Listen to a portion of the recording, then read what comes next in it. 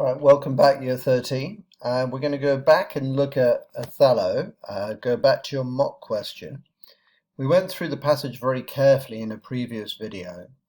In this video, I'm going to deal with the second part of the passage-based question, the idea of showing knowledge of the whole text, using the passage as your springboard into the rest of the play.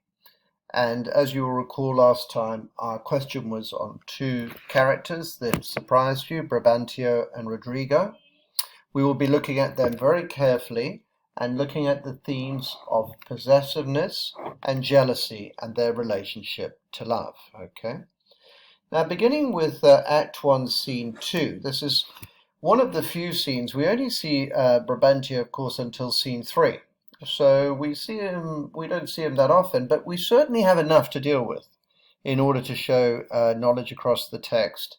If we take him and Roderigo together, Roderigo isn't a major character, he's a kind of subplot character, but his presence is almost ubiquitous throughout the play, right to the final act where he's killed. So let's not forget that Roderigo appears a number of times, I believe 7 times after this. Okay. So Brabantio says, "O thou foul thief," and he goes on in this speech in the court to accuse Othello of witchcraft. I think this is the interesting thing. He says thou hast enchanted her. He talks about chains of magic. Okay. Now this is really interesting. We've talked a lot before about the post-colonial idea of Orientalism and the idea that in the Christian West there was this projection of magic and witchcraft and the supernatural onto the Asiatic or Oriental races. And this is a prime example of what Edward Said, the famous Palestinian scholar, would call Orientalism. And here, Brabantio cannot imagine that his daughter could be a free agent in this decision. He believes that her choice is against rationality itself, that it's an unreasonable decision, and he can't account for it. And so the only explanation he can reach for, of course, is this idea of enchantment.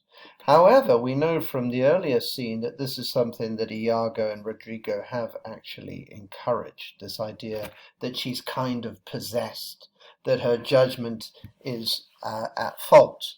And if we take a kind of contextual approach, we will know that women in Elizabethan and Jacobean times were considered to be beneath men intellectually.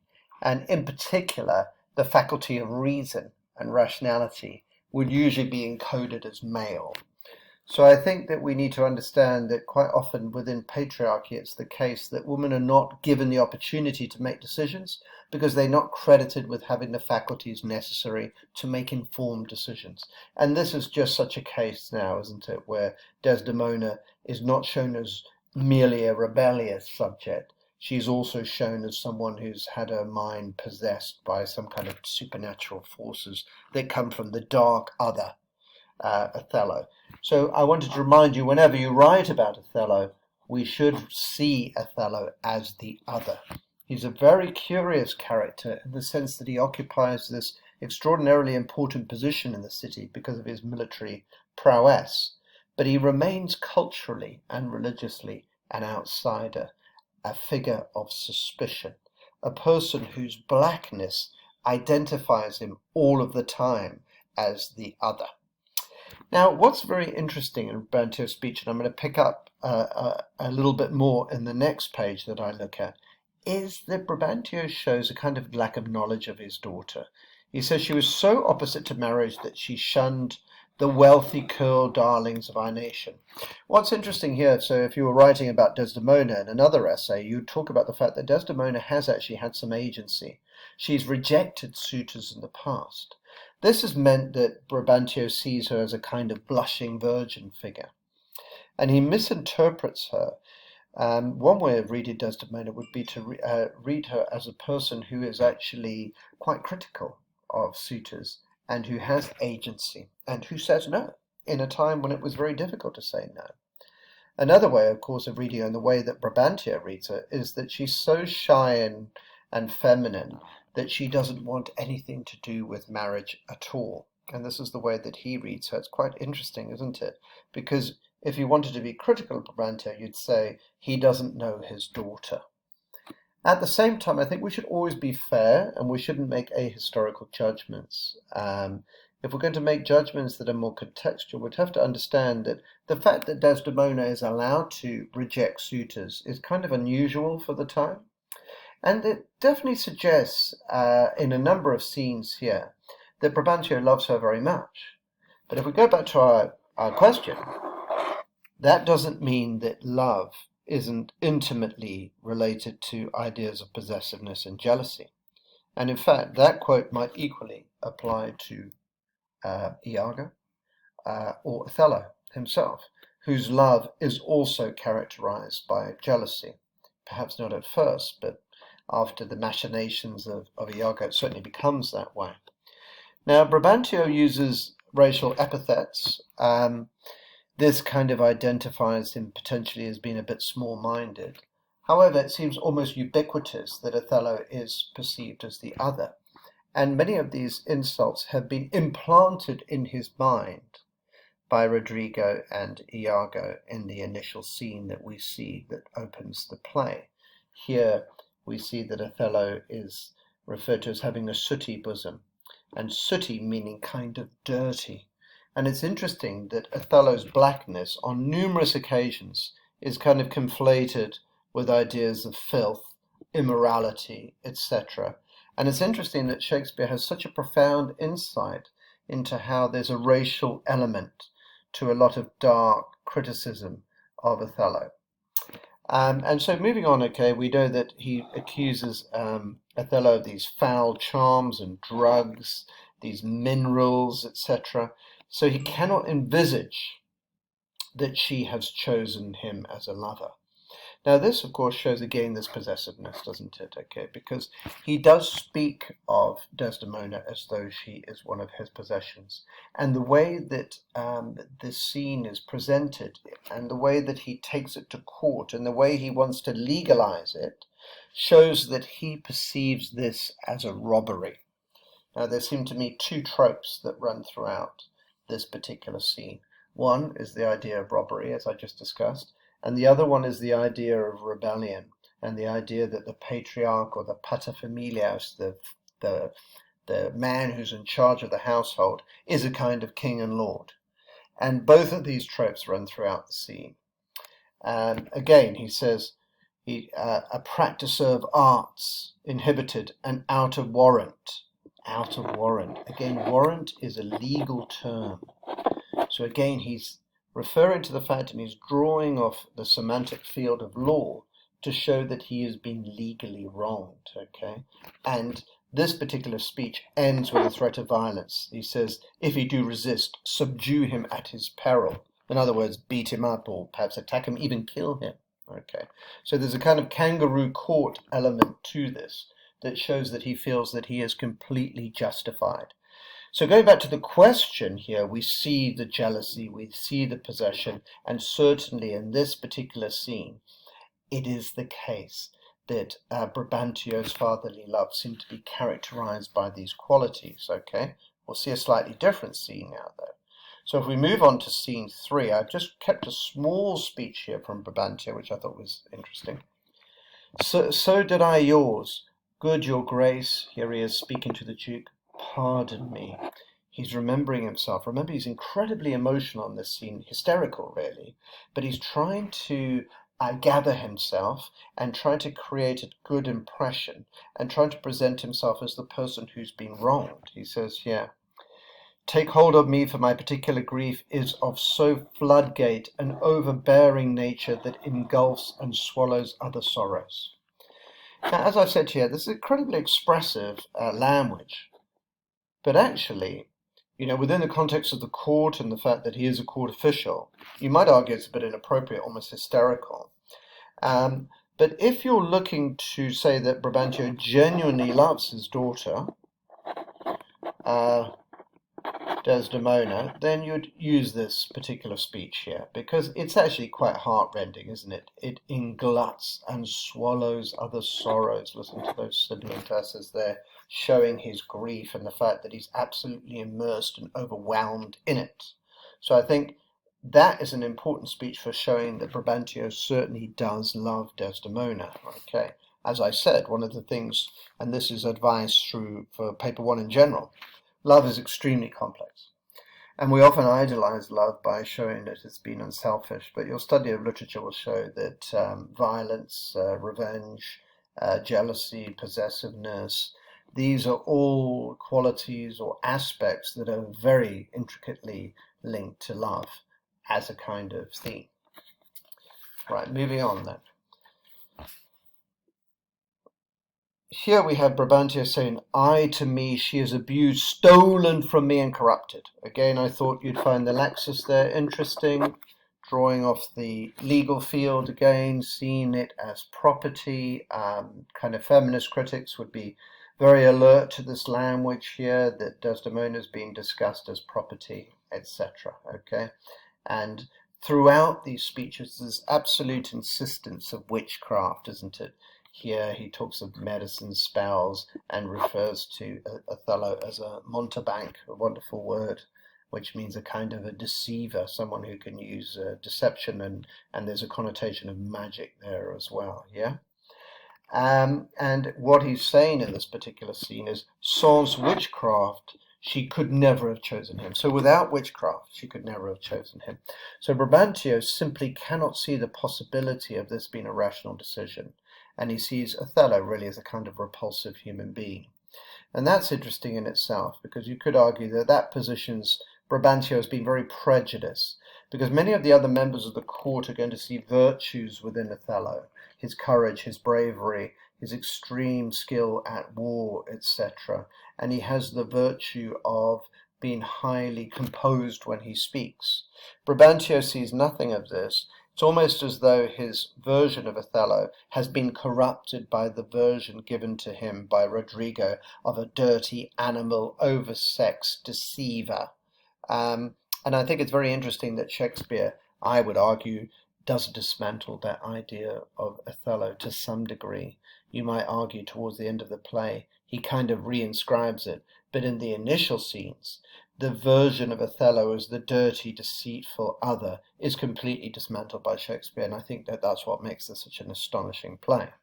When the Duke speaks, he allows Brabantio's version, but he puts it to the test. He kind of has a sort of little quick trial, doesn't he? Yeah, and he says that if this is true, the bloody book of law you shall yourself read in the bitter letter. Okay, so there's a threat to Othello. Interesting, because of course we have the backdrop of invasion, don't we, in Cyprus. So we have this mixture, and I think this is very interesting structurally, of the domestic versus what we could call the kind of more global idea. So this is private affairs versus public affairs. And you could argue, really, Brabantio shows very bad judgment by, as the country faces an absolute crisis, he brings his domestic affairs to the court and he prioritizes them over the welfare of Venice.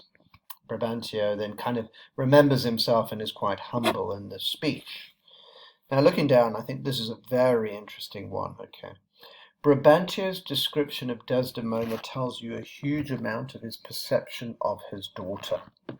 Now, before we judge him too harshly, again, I would urge you to contextualize the play and to think to yourself the kind of intimate relationships that children have with parents in the 20th and 21st century were kind of inconceivable in Jacobean and Elizabethan times. Okay, your father really was your lord, and it would be impossible for him to know you intimately like a friend or something like that. Yes, so that would not be possible. About that tiny break, my dog started jumping on me and scratching me. Okay, so we're back now. Okay, and I think I was talking about the relationship between Brabantio and Desdemona and how we look at that and how we should look at that historically. Okay, even if, however, we give Brabantio the benefit of the doubt, we understand that fathers weren't as close to their daughters back in that time. I think we have to say that his perception of her, and this is something that Shakespeare makes very clear to us as an audience, his perception of her is quite faulty. And it's a very dramatic scene because this speech is juxtaposed with Desdemona's speech when she's going to completely dismantle this version of her that her father gives us, okay? Now, how do we see this? Do we see this as Brabantio being foolish, not really understanding his children, etc.? Or do we possibly see it as Desdemona also being a little bit deceitful? Because the version he gives of her is of her being this extremely sweet, etc., daughter. It's interesting. Anyway, I think the thing to say here would be, in terms of understanding the whole play, it is this disconnect which is going to be very useful to Iago. So we have to imagine that Iago is witnessing this and seeing that the version of Desdemona is very, very different from the reality in the court. And I think we're going to see that the space between those two different Desdemonas is what is going to generate the sense of possessiveness later in Othello. But for here we see that Brabantio sees his daughter as this kind of idolized, obedient daughter. It tells us a lot about gender, it tells us a lot about how children were perceived at the time, okay? Here he says she would never fall in love with anyone, and her judgment couldn't be so maimed. It errs against all rules of nature and must be driven to find out practices of cunning hell. So he returns again to the idea of witchcraft, why there should be. I therefore vouch again that was some mixtures powerful o'er the blood, or was some dram conjured to this effect he wrought upon her. So he's obviously drugged her, is what he's saying, okay, this particular case, okay? But this is going to be completely belied by what happens next, okay? But before we look at Desdemona's speech, let's just quickly look at the fact that Brabantio says, I pray you hear her speak. Now, it is interesting that Brabantio does allow Desdemona a voice. So even though you could say there's a coercive element to the relationship, and of course there would be in all family relationships at the time, he does actually allow her to have a voice. And you could argue that's kind of quite enlightened for the time. He says, if she confesses that she was half the wooer, destruction upon my head. Now this shows that he has total confidence in his version of her. It's not that he's simply imposed something upon her that is coercive, because here, publicly, he has actually set the trial as being, if she says that she cooperated in this love affair, then destruction be upon my head. I'm going to be publicly humiliated. I'm going to be shown to be wrong. So it shows that he does have utter confidence in his version of facts. And he genuinely does believe that Othello must have used some kind of coercive mind control techniques, okay? It's interesting how he phrases the question to Desdemona. He says, where most you owe obedience. And again, this tells us a great deal about women's roles and children's roles, but of course female roles in particular, because the idea is, are you going to be obedient to this, your husband, albeit an illegitimate husband, or is it going to be that you are going to respect me and my paternal patriarchal authority? And so I think, don't forget, I want you to be able to show the examiners that you truly understand how the drama works upon the stage. So this is a great moment of tension. And I think an actor would do well to pause. And if I was a director here talking to Desdemona, I would think about having a really uncomfortable silence. And then when she speaks confidently, she projects well. My noble father, I do perceive here divided duty. To you I am bound for life and education. My life and education both do learn me. Look at the fact here. Let's not forget that we also need to discuss Shakespeare plays in terms of almost like poetry. Beautifully weighted speech. Look at the symmetry. I do perceive here divided duty. Here the colon acts as a caesura. And then we have, to you I am bound for life and education. My life and education both do learn me how to respect you. You are the lord of my duty. All of it is beautifully weighted, symmetrical, wonderful verse. The iambic pentameter is perfect. It speaks of composure, of rationality, of confidence in one's judgment. It completely belies the idea of some kind of zombie who's been controlled by poisons or drams or witchcraft of any case, okay? And she goes on to say, I'm hitherto your daughter, but here's my husband. So what I think is very interesting here, she uses the language of patriarchy to undermine Brabantio's position, because she says, well, I do owe you duty, but I also owe my husband duty, just as my mother gave that to you. And I think that that's a very clever tactic, because it buries the I. It's not phrased in the way like, I am going to do this. It's like, here are two male figures, and my choice and agency is kind of disguised. And I'm going to speak to you within the language of duty. And she says, so much I do challenge that I profess due to the Moor my lord. And so it's a very clever argument that makes it very hard for Brabantio to dispute. Brabantio says, God be done with you, I have done. Or actually he says, God be with you, I have done. So he has like a little petulant fit. And that kind of angry response, you'll notice all of the rhythm is broken. No iambic pentameter there. It is an outburst, isn't it? An outburst of rage. And it shows, doesn't it, that in this particular case, Brabantio is so upset that he loses his composure. And his petulance contrasts very much with Desdemona's rationality and composure there. So it utterly undoes Brabantio. And so all of his possessiveness there and his jealousy is shown to be illegitimate in this particular scene, and it's absolutely devastating. Okay?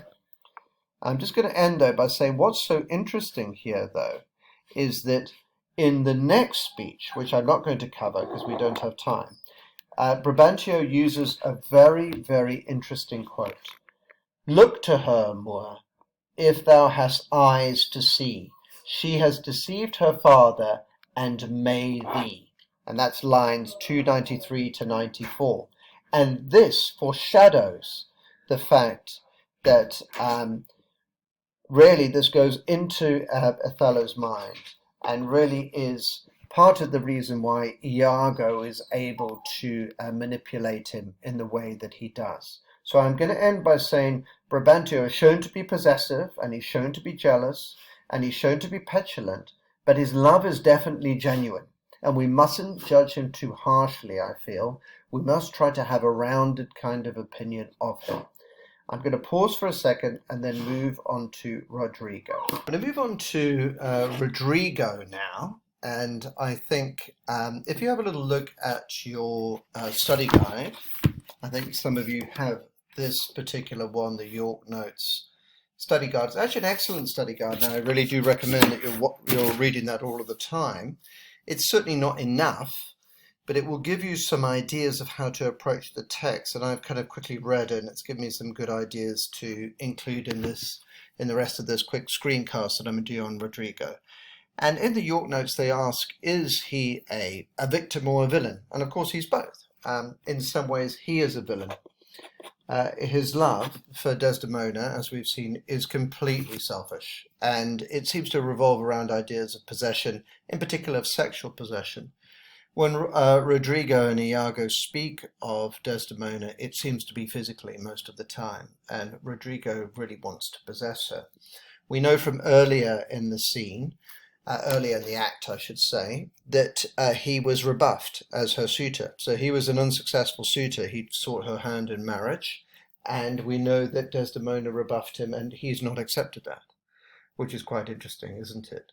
So obviously his jealousy then is premised on the idea that Othello, as a black outsider, as the racial other, should never have the prize with which he seeks. And that fuels his hatred and dislike for Othello. He has no real reason to dislike Othello other than that Othello possesses Desdemona, the commodity that he seeks. And if we were to compare this to kind of to the Great Gatsby, I think that we could see that there's a Gatsby-like element to this, that Roderigo sees himself as the dispossessed, as the person who deserves the love object and should get it at any cost. I think unlike Brabantio, Roderigo is an unadulterated fool most of the time. So even if we do see him as a victim, we're unlikely to sympathize with him much because he is almost like a clown-like figure within the play. He's very interesting, as the York Guide says, on the level of subplot, because there's a kind of second layer of plot in which Roderigo is used to show us Iago's genius, etc. And he really is the stooge of Iago, very easily manipulated. I'm choosing just one scene to go through now because I think it would be enough in your exam, and I think it's a really, really interesting scene. It's the scene in which Roderigo realizes that he's not going to get Desdemona, and he feels utterly dispirited. And it's interesting just seeing how easily Iago manipulates him. He says here, "I will incontinently drown myself." And this seems so self-indulgent, doesn't it? It seems like the sort of thing you might expect a teenager to say, although that's an anachronistic term. They weren't teenagers in Jacobean times. Let's just say it seems like quite a puerile thing to say. I will incontinently drown myself. So he wants to see himself as the kind of chivalric lover. Those of you who know R&J, Romeo and Juliet, will know that Romeo has quite a lot of this self-dramatizing chivalric love stuff of I'm just going to go and kill myself, etc. But here it doesn't really ring true. It doesn't really seem as though Roderigo's love runs very deep. It seems to be more about appetite and getting what he wants, isn't it? If thou dost, I shall never love thee after. Why, thy silly gentleman. Well, those are maybe one of the only true words that Iago says in the play. Roderigo is a silly gentleman, and his love doesn't seem to be anything other than superficial, the seeking of novelty, like wanting something delicious or something like that. Roderigo says, "It is silliness to live when to live is a torment, and then we shall have a prescription to die when death is our physician. So death will be my doctor, it's all that I have," etc. So this incredible self-dramatizingness, again, I feel, doesn't really ring true. And it reveals, I think, Roderigo's love to be kind of theatrical, really, in many ways. He's playing a role, he's seen himself as a victim, etc. And Iago's response is so interesting. "O villainous, I have looked upon the world for 4 times 7 years, and since I could distinguish betwixt a benefit and an injury, I never found a man that knew how to love himself." Now, it's not really directly relevant to our question, so you wouldn't include this in the exam. But this idea of self-love, this idea that the true raison d'etre, the true reason for being of all human beings should be self-love, is what motivates Iago. And it's so interesting that he sees love as foolish, as silly, as something that weakens you, as something that is in many ways childish. And he says, yeah, here I would drown myself for the love of a guinea hen, so a kind of a bird. I would change my humanity with a baboon. So it's interesting because he kind of dehumanizes love and he presents it as kind of bestial, silly. Very interesting, isn't it? And Roderigo says, "What shall I do? I do confess it is my shame to be so fond, but it is not in my virtue to amend it." So yes, love? Well, maybe. We know from our study of literature that love is a very complex phenomenon, and what we would define as love would vary from individual to individual. But few of us, I think, would describe this as true love.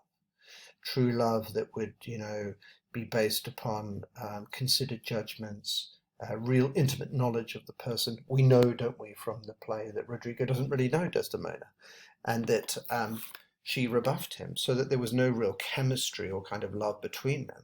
We know that in spite of that refusal, he's prepared to take her in any way that he can, and this is how Iago's able to to manipulate him. So there's immense jealousy at the core of Roderigo, and this is what makes him so weak. And Shakespeare often shows this in our plays, but perhaps nowhere more so than in Othello, that love makes people foolish and easy to deceive. And that's something that Iago sees. And he says, virtue, a fig, 'tis in ourselves that we are thus or thus. Amazing. One of the greatest quotes in all of Shakespeare, I think, that Iago speaks this new kind of secular morality. It's anti-idealism. It's anti-ideas of goodness. It's the idea that we are completely self-made. It's the idea that nothing really matters unless it matters to us. And it's an interesting one because it has quite a profound effect upon Roderigo. So we know that Iago makes this extraordinary speech, and then it ends by saying, we have reason to cool our raging motions, our carnal stings, our unbitted lust, whereof I take this that you call love to be a sect or a schism. Interesting. So he completely dismisses love, and he says that it's actually a kind of delusion. He would be almost like a kind of scientist. He would say love is just a chemical thing or a hormonal thing, etc. And Roderigo says, interestingly, it cannot be. This is one of the few times where he disagrees with Iago. So I'm going to end by saying, normally Roderigo is completely convinced of Iago's arguments, but this highly cynical anti-love argument doesn't work, and Roderigo wishes to see himself as a lover even after all of this persuasion. So yes, there is a kind of love here, but you might want to problematize that. You might want to say that a lot of it seems to be quite superficial. You might want to say there's a very coercive element to it that would fit in with the possession, and there's certainly raging jealousy of Othello. So I hope that that helped you. I wanted you to see that in a passage-based question, you would probably do about 60% on the passage. You'd only do about 40% of the rest of it, showing knowledge across the rest of the play. And I think when we see, even in these scenes which haven't been that long, they're actually very, very rich, and there's a great deal that you could say, and there are many ways that you could link this to the main passage. So in our next screencast, we will be looking at Cassio and Bianca, as you know, and I'll be setting you a question on that. Thank you.